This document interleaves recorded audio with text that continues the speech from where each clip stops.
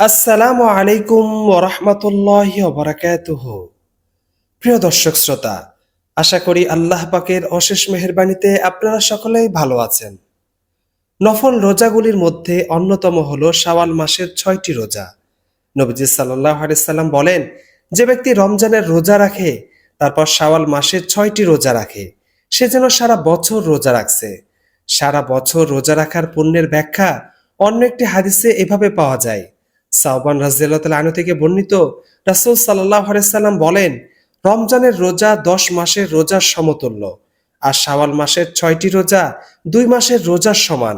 সুতরাং এ হলো এক বছরের রোজা। অপর রেওয়াতে আছে, যে ব্যক্তি রমজানের রোজা শেষ করে ৬ দিন রোজা রাখবে, সেটা তার জন্য পুরো বছর রোজা রাখার সমতুল্য। শাওয়াল মাসের রোজা কিভাবে রাখবেন? এ রোজা মাসের শুরু, শেষ, মাঝামাঝি সবসময় রাখা যায়। শাওয়ালের ৬টি রোজার ক্ষেত্রে বিধান কি হবে? এগুলো কি ধারাবাহিকভাবে রাখা জরুরি, নাকি বিরতি দিয়েও রাখতে পারবে? এই বিষয়টি নিয়ে নানা বিভ্রান্তি দেখা যায়।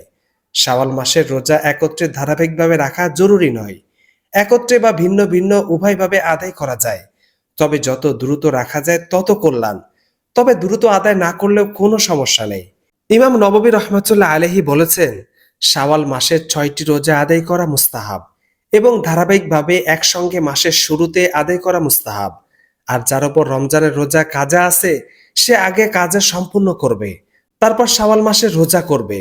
রাসূল সাল্লাল্লাহু আলাইহি সাল্লাম বলেছেন, যে রমজানের রোজা রাখবে অর্থাৎ পুরোপুরি সম্পূর্ণ করবে, আর যার উপর কাজা রয়ে গেছে সে তো রোজা পুরোপুরি সম্পূর্ণ করেছে বলে গণ্য হবে না, যতক্ষণ সে কাজা আদায় না করে। তাছাড়া ওয়াজিব আদায়ের দায়িত্ব পালন নফল আদায়ের চেয়ে অনেক বেশি গুরুত্বেরও দাবিদার।